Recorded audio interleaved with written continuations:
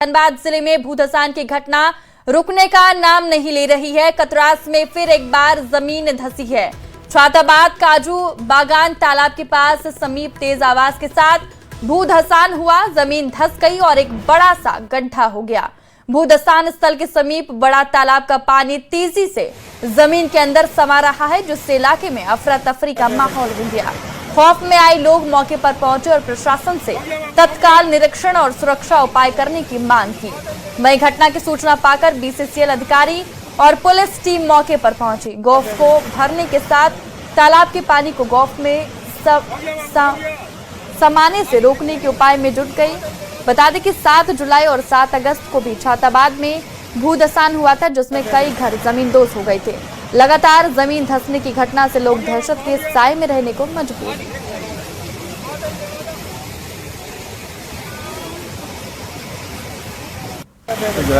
बड़ा गौफ बन गया है। अब मान लीजिए एक नागरिक होने के नाते हम आए यहाँ आकर के देख रहे हैं तो स्थिति बहुत भयावह बहुत भयानक है। ये तो समझ लीजिए कि ऊपर वाला का करम है कि वहाँ कोई आबादी नहीं। अगर आबादी होती तो पता नहीं कितना फुट अंदर चला जाता और घर तो खैर नजर ही नहीं आता कि घर गया कहाँ अंदर में। इधर से आप बीसीसीएल प्रबंधन एकदम अभी भी हमको समझ में नहीं आ रहा है कि वो चाहती क्या है। अभी तक सर्वे स्टार्ट नहीं की है। आशियाना आंदोलन भी चला, अब उसमें क्या वार्ता हुआ नहीं हुआ उसका भी कुछ नहीं दिख रहा है कि हाँ क्या होगा या क्या करेगा बीसीसीएल प्रबंधन। जयराम महतो के आचरण पर माहौल गर्माता दिख रहा है। पुलिस और विधायक के बीच शुरू हुई तनातनी कम होने का नाम नहीं ले रही है। झारखंड पुलिस एसोसिएशन ने अब विधायक की गिरफ्तारी की मांग की है, वो भी एक निश्चित समय के भीतर। झारखंड पुलिस एसोसिएशन ने 5 दिनों का अल्टीमेटम देते हुए कहा कि 5 दिनों के अंदर जयराम महतो की अगर गिरफ्तारी नहीं होगी तो एसोसिएशन आंदोलन करने को मजबूर हो जाएगा। झारखंड पुलिस एसोसिएशन पत्र के माध्यम से एसएसपी धनबाद को माननीय विधायक जयराम कुमार महतो एवं अन्य अभियुक्तों की गिरफ्तारी सुनिश्चित करने हेतु सभी प्रक्रिया अविलंब पूर्ण की जाए 5 दिनों के भीतर। अगर 5 दिनों के भीतर प्रक्रिया पूर्ण नहीं की गई तो झारखंड पुलिस एसोसिएशन राज्य के तमाम शाखा पदाधिकारी एवं सदस्यों के भावना तथा उक्त मांग के साथ साथ पुलिस कर्मियों के सभी विषयों को लेकर आंदोलन पर जाएगी। डुमरी विधायक जयराम महतो ने पुलिस एसोसिएशन के अल्टीमेटम के बाद फिर से कड़े तेवर दिखाए हैं। जयराम महतो फिर मीडिया के सामने आए और खुद को तोप चांची से आने की बात कहते हुए दावा किया कि पहले इस धरती को लालखंड बोला जाता था और यहाँ के लोगों को लालखंडी। जयराम महतो ने कहा कि लालखंडिया पुलिस के अल्टीमेटम से डरने वाला नहीं है। उन्होंने कई मामलों को लेकर पुलिस पर निशाना साधा और अरेस्ट कराने की मांग को लेकर जमकर हमला बोला।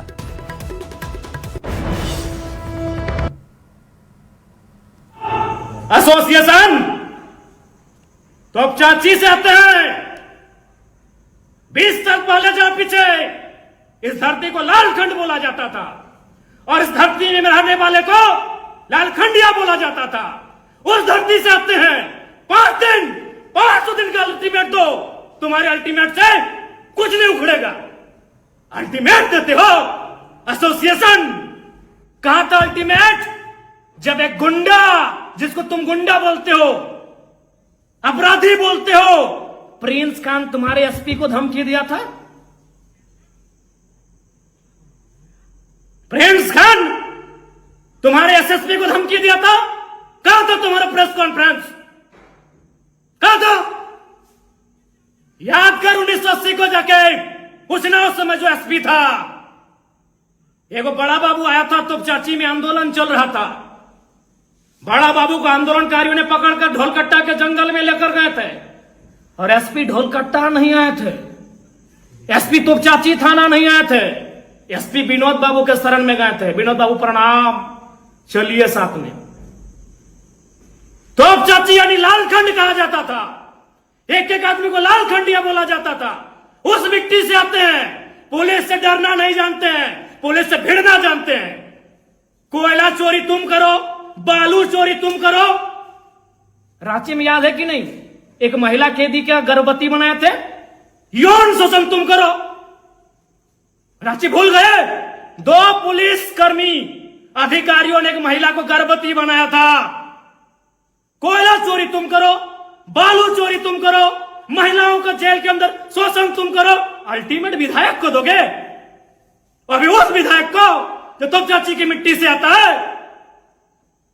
मैं फिर कहता हूं, एसोसिएशन संघ का मैं सम्मान करता हूं, पुलिस के लोगों का मैं सम्मान करता हूं, लेकिन जो करप्टेड है मैं बख्शने वाला नहीं हूं। विधायक जयराम महतो और झारखंड पुलिस एसोसिएशन के बीच जारी विवाद पर वित्त मंत्री राधा कृष्ण किशोर का बयान सामने आया है। उन्होंने कहा है कि नाराजगी पर अभद्रता का कोई स्थान नहीं, पर दूसरे पक्ष को भी समझना चाहिए कि किसी माननीय विधायक ने ऐसी बात क्यों की। जो बेसिक जयराम महतो जी का अभी तक हमारी कोई बातचीत तो नहीं हुई है, लेकिन जो मीडिया के माध्यम से मैंने देखा है, तो जो बेसिक रीजन को लेकर के उन्होंने आवाज उठाया है, उस आवाज में अभद्रता का कोई गुंजाइश नहीं हो सकता है, ये हम कहना चाहते हैं। बाकी हर पक्ष को ये समझना चाहिए कि आखिर कौन सी ऐसी परिस्थिति उत्पन्न हुई कि किसी एक जनप्रतिनिधि को इस तरह आक्रोशित होना पड़ा। डुमरी विधायक जयराम महतो और थाना प्रभारी के बीच हुए विवाद को लेकर स्वास्थ्य मंत्री डॉक्टर इरफान अंसारी ने जयराम महतो को नसीहत दी है। मंत्री ने कहा कि राजनीति में मर्यादा और भाषा का चयन बेहद महत्वपूर्ण है। उन्होंने कहा कि जयराम महतो उनके जूनियर है और नए विधायक होने के कारण जोश में गलती हो सकती है, लेकिन आवेश में आकर किसी के साथ दुर्व्यवहार करना उचित नहीं है। उन्होंने दोनों पक्षों से मामला शांत करने की अपील करते हुए कहा कि सॉरी बोलने में कोई गलती नहीं है, माफी मांगने और एक कदम पीछे हटने से कई विकल्प और रास्ते खुल जाते हैं। अब किसी को भी आप गाली गलौज करते हैं तो यह शोभनीय है, लेकिन हमें लगता है कि जूनियर है थोड़ा, और कहते हैं टाइम सिखा देता है, तो मैं भी मांग करूंगा कि थोड़ा सा दोनों पक्ष कूल हो जाए और सॉरी बोलने में कोई गलती नहीं होना चाहिए। माफी से कई विकल्प खुल जाते हैं, एक कदम पीछे हटने से कई रास्ते खुल जाते हैं। तो जयराम जी को मैं कहूँगा कि देखिए, अगर आपको रियलाइज होना चाहिए, पुलिस हमारे अंग है, सरकार चला रहे हैं हम लोग। खान और खनिज संशोधन विधेयक को लेकर झारखंड की राजनीति गरमाई हुई है। रघुवर दास ने एमएमडीआर बिल को लेकर झारखंड सरकार की ओर से किए जा रहे विरोध पर पलटवार किया और सरकार पर विश्वास का संकट जता दिया। वहीं जेएमएम के साथ सत्ताधारी गठबंधन में शामिल दल सड़क से सदन तक बिल के विरोध में उतरने की बात कह रहे हैं। ये रिपोर्ट देखिए। राज्य हित में जो भी कदम उठाना होगा हम लोग उठाएंगे। जल और जंगल से भरपूर झारखंड में खान और खनिज का मुद्दा हावी है। संसद के मानसून सत्र में पारित खान और खनिज संशोधन विधेयक को लेकर झारखंड की सियासत गर्माती दिख रही है। झारखंड में महागठबंधन की सरकार ने इस बिल के पुरजोर विरोध का ऐलान किया है। सत्ता पक्ष के विरोध के ऐलान के बाद बीजेपी से बारी संभाली पूर्व मुख्यमंत्री रघुवर दास ने। उन्होंने एमएमडीआर बिल की गलत व्याख्या कर जेएमएम और कांग्रेस पर जनता को बरगलाने का आरोप लगाया। साथ ही झारखंड को मिलने वाली सारी टैक्स की व्यवस्था आगे भी जारी रहने का दावा किया।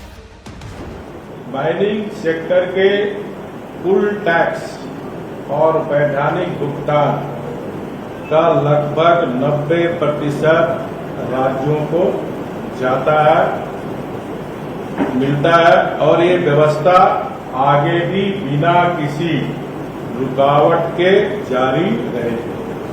रघुवर दास ने दावा किया कि जेएमएम कांग्रेस का विरोध जनता के हित में नहीं बल्कि अपनी कथित अवैध गतिविधियों को बचाने के लिए है। साथ ही हेमंत सरकार की योजनाओं पर सवाल उठाते हुए कहा कि युवाओं, महिलाओं और किसानों से विश्वासघात हुआ है, अब फैसला जनता करेगी।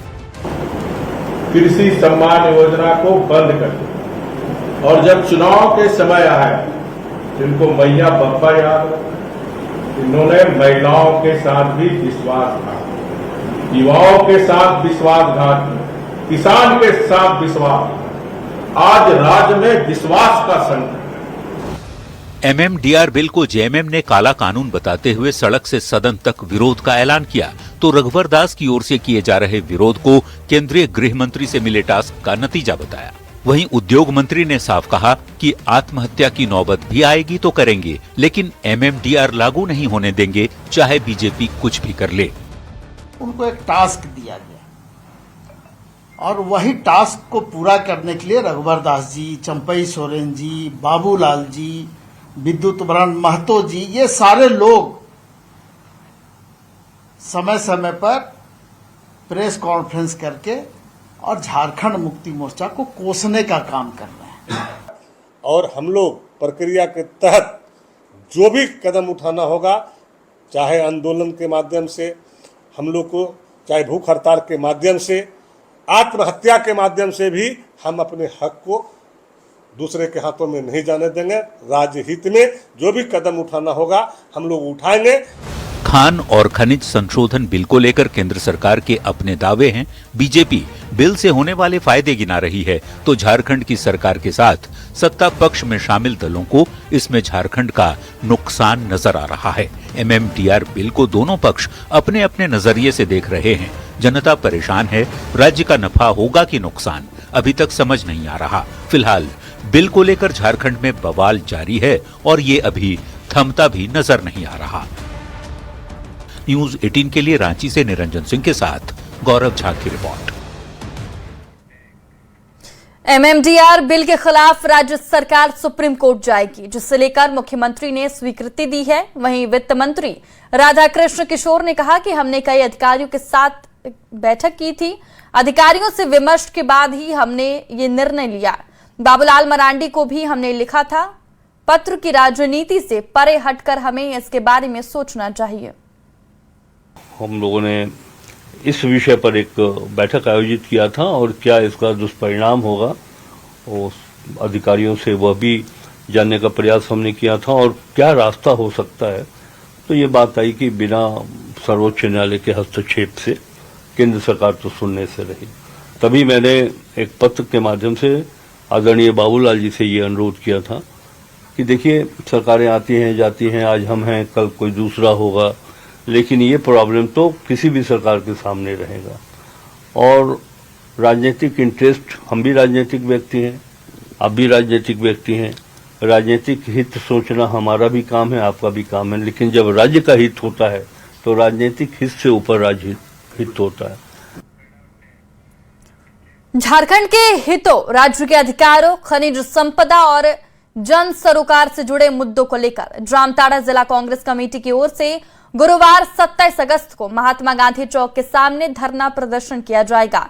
कार्यक्रम में झारखंड सरकार के स्वास्थ्य मंत्री डॉक्टर इरफान अंसारी मुख्य अतिथि के रूप में शामिल होंगे। धरना प्रदर्शन के बाद उपायुक्त के माध्यम से राष्ट्रपति के नाम ज्ञापन सौंपा जाएगा। राज्य के सभी जिलों में कांग्रेस पार्टी की ओर से विराट भाजपा के खिलाफ में हम लोग आक्रोश के जनमानस रैली हम लोग निकाल रहे हैं, जिसका मकसद यह है कि जिस तरह से भारतीय जनता पार्टी ने एक साजिश के तहत एमएमडीआर एक्ट, खनिज संपदा संशोधित बिल जो ले आया, जिसके कारण झारखंड में लगभग 15,000 करोड़ रुपया जो सालाना मिलता था झारखंड के डेवलपमेंट के लिए, वो केंद्र सरकार बंद कर देगी। अब शेष राशि कहते हैं इसको, वो बंद होगा तो निश्चित तौर पर आप सोचिए कि झारखंड जो है, हम लोग जिस तरह से आगे बढ़ रहे थे। झारखंड विधानसभा के नेता प्रतिपक्ष बाबूलाल मरांडी ने जेपीएससी जेएसएससी विवाद को लेकर सरकार पर बड़ा हमला बोला है। बाबूलाल मरांडी ने जेपीएससी और जेएसएससी की नियुक्ति परीक्षा को लेकर राज्य सरकार पर कार्रवाई के नाम पर लीपापोती और आंखों में धूल झोंकने का आरोप लगाया है। नेता प्रतिपक्ष बाबूलाल मरांडी ने कार्रवाई के नाम पर एफआईआर की कॉपी और लगे धाराओं पर भी सवाल उठाए हैं। बच्चों को सिर्फ आंख में धूल झोंक रहा है, इसलिए आपने देखा कि जितना एग्जाम को रद्द किया था और बच्चे कोर्ट चले गए, कितना घंटा लगा, आधा घंटा भी नहीं लगा, रद्द स्टे कर दिया। इसको आप कैसे कार्रवाई कहेंगे? जानबूझ करके इतनी रिजल्ट निकाल देता है ताकि फिर उससे क्या बोलते हैं, पैसा की बार्गेनिंग करना। मान लो जो 1000 पोस्ट है 1500 रिजल्ट निकाल दिया, फिर जो लोग पैसा देंगे फिर उसको इंटरव्यू में बुलाएगा, इसलिए पार्ट इंटरव्यू भी कराता है। सिंपल सी बात है भाई, कोई उसमें से रॉकेट साइंस है ही नहीं। जेपीएससी जेएसएससी गड़बड़ी मामले पर नेता प्रतिपक्ष बाबूलाल मरांडी के बयान पर जेएमएम ने पलटवार किया है। जेएमएम प्रवक्ता धीरज दुबे ने आरोप लगाते हुए कहा कि राज्य में भ्रष्टाचार की नींव बाबूलाल मरांडी ने ही रखी है। बात करने का काम कोई किया है तो उनका नाम है बाबूलाल। भ्रष्टाचार तो विरासत में दिया गया, जेपीएससी 1 और 2 इसका प्रत्यक्ष उदाहरण है। यही बाबूलाल जी की बहू, सुदेश महतो जी का भाई उस जेपीएससी 1 और 2 में नियुक्त हुए थे। तो बाबूलाल जी ने झारखंड के नींव को इतना कमजोर रखा, ऐसे दिमकों के माध्यम से खोखला किया कि आने वाली सरकारों को उसको ठीक करने में समय लग रहा है। आज सरकार ने हिम्मत दिखाते हुए इतने बड़े पैमाने पर परीक्षाओं को रद्द किया, सीआईडी का जांच उसमें होने वाली है, उसमें बाबूलाल जी का टिक्का टिप्पणी हो रहा है। जामताड़ा में करमाटांड थाना क्षेत्र के थंडाडी गांव में शनिवार को सोशल मीडिया पर कथित धार्मिक टिप्पणी से शुरू हुआ विवाद हिंसक घटना में बदल गया था। मामले को लेकर बीजेपी के प्रतिनिधिमंडल प्रदेश महामंत्री गणेश मिश्रा के नेतृत्व में थंडाडी पहुंचा और पीड़ित परिवार से मुलाकात की। बीजेपी नेताओं ने पुलिस प्रशासन की कार्रवाई पर सवाल उठाते हुए केस कमजोर करने का आरोप लगाया और पूरे मामले की निष्पक्ष जांच की मांग की। कि किस प्रकार से गुंडागर्दी के बल पर और ये सरकार काम कर रही है और एक समुदाय विशेष के प्रभाव को आगे बढ़ाने के लिए कैसे वो काम कर रही है, ये यहाँ आकर के प्रत्यक्ष रूप से देखने को मिला है। ये पाकिस्तान नहीं है। हमारा जो है हिंदू समाज जो है जिस तरह से अभद्र व्यवहार किया था, उन्होंने थाना में लिख करके दिया, विधि सम्मत कार्रवाई के लिए आग्रह किया और आप उसके विरोध में आते हैं। क्या है, ये घर को उजाड़ देना चाहते हैं? इसी तरह से मुस्लिम समुदाय को भी थाना जाना चाहिए था और मांग करते, अगर भूदेव गलती किया था तो अरेस्ट होता, लेकिन जिस तरह से कानून व्यवस्था को अपने हाथ में लेकर और जिस तरह से यहाँ हिंदुओं को दबाने का प्रयास किया गया, इसकी भारतीय जनता पार्टी कड़ी आलोचना करती है। बीजेपी की राष्ट्रीय टीम में जिम्मेदारी सौंपे जाने के बाद पहली बार डॉक्टर प्रदीप वर्मा प्रदेश बीजेपी दफ्तर पहुंचे, जहां उनका जोरदार स्वागत किया गया। पार्टी मुख्यालय पहुंचने पर प्रदेश अध्यक्ष आदित्य साहू, प्रदेश संगठन मंत्री कर्मवीर सिंह समेत तमाम पदाधिकारियों ने गर्मजोशी से उनका स्वागत किया। निश्चित रूप से जिम्मेवारी बढ़ती है, काम का दायरा बढ़ेगा, लेकिन कुल मिलाकर के भारतीय जनता पार्टी की विचारधारा राष्ट्र प्रथम के सिद्धांत पर चलने वाले राजनीतिक दल का कार्यकर्ता बन करके, जैसे अब तक विगत 16-17 वर्षों से झारखंड राज्य में काम किया है, वैसे ही राष्ट्रीय स्तर पर जो भी दायित्व मिलेगा उसका निर्वहन करने का प्रयास करेंगे। लोक जनशक्ति पार्टी रामविलास ने चतरा विधायक जनार्दन पासवान को झारखंड प्रदेश अध्यक्ष की महत्वपूर्ण जिम्मेदारी सौंपी है। पार्टी के राष्ट्रीय अध्यक्ष चिराग पासवान ने उन्हें झारखंड में संगठन की कमान दी। नई जिम्मेदारी मिलने पर उन्होंने पार्टी नेतृत्व और राष्ट्रीय अध्यक्ष चिराग पासवान का आभार जताया। जिम्मेवारी मिली है, इस जिम्मेवारी को हम निष्ठापूर्वक ईमानदारी से लोक जनशक्ति पार्टी को पूरे प्रदेश में अभियान चला करके और 1-8 महीने के अंदर में दिखाई पड़ने लगेगी कि लोक जनशक्ति पार्टी यहाँ झारखंड में बहुत अच्छा, बहुत बेहतर यह संगठन चल रहा है। पलामू पुलिस को नशा कारोबारी के खिलाफ बड़ी सफलता मिली है। पुलिस ने बड़ी कार्रवाई करते हुए 60 लाख के गांजे के साथ 2 तस्कर को गिरफ्तार किया है। पुलिस ने कार से 121 किलो गांजे के साथ 2 फेक नंबर प्लेट भी जब्त किए। सतबरवा थाना पुलिस ने चेकिंग के दौरान 2 तस्कर सरोज कुमार और शंभू यादव को गिरफ्तार किया। गिरफ्तार तस्कर शंभू यादव एक बैंक का सीएसपी संचालक है। एसपी ने बताया कि नशे के कारोबार के साथ पूरे नेटवर्क के खिलाफ ऑपरेशन आगे भी जारी रहेगा। तलाशी अभियान के दौरान एक गाड़ी से लगभग 121 केजी गांजा बरामद हुआ है। इसमें 2 व्यक्तियों की गिरफ्तारी हुई है। दोनों व्यक्ति सतोरवा थाना क्षेत्र के रहने वाले हैं। इनसे जब पूछताछ के दौरान इन्होंने ये बताया कि इनके द्वारा उड़ीसा से गांजा लेके जाया जा रहा था तथा इनको हरिहरगंज में किसी व्यक्ति को गांजा सप्लाई करना था। तो इस तस्करी के दौरान पुलिस को प्राप्त सूचना के आधार पर इन 2 व्यक्तियों की आज गिरफ्तारी हुई। धनबाद में आवारा पशुओं के आतंक से लोग परेशान दिख रहे हैं। शहर के चौक चौराहों के साथ बाजारों में सांड खुलेआम घूमते हैं। सड़क पर बेखौफ घूमते आवारा पशुओं ने एक हंसते खेलते परिवार की खुशियां छीन ली। झरिया के मुख्य व्यापारिक केंद्र सब्जी पट्टी में 6 अगस्त की शाम एक लावारिस सांड ने बाजार में नमकीन व्यवसायी दशरथ प्रसाद गुप्ता को अपने सींग से उठाकर पटक दिया था। सांड के हमले में बुजुर्ग गंभीर रूप से घायल हो गए थे। गंभीर हालत में उन्हें कोलकाता रेफर किया गया था, लेकिन 20 दिन इलाज के बाद उनकी मौत हो गई। लोगों ने खुला घूम रहे आवारा पशुओं पर कंट्रोल की प्रशासन से मांग की है। यहाँ पर हम लोग को शाखा में अशोक सर रहते थे, उनका पिताजी के सांड मारने के कारण मृत्यु हो गया है। पहला घटना घटा। ये नगर निगम के दायित्व बनता है कि कम से कम आवारा पशु कम से कम अपना लेकर के अपने एरिया में उनको छोड़े। ये पूरी तौर पर जो है नगर निगम की जिम्मेवारी इसको व्यवस्थित करने की, और नगर निगम की जो है इसमें नाकामी, उसकी लापरवाही जो है उस बुजुर्ग हमारे दशरथ गुप्ता का जान का कारण बना। उनकी मौत का अगर कहा जाए तो सीधे तौर पर जिम्मेवार नगर निगम है। अगर नगर निगम इस शहर को व्यवस्थित करने के लिए उन पशुओं को व्यवस्था अगर करती तो शायद उसका जान बच सकता था।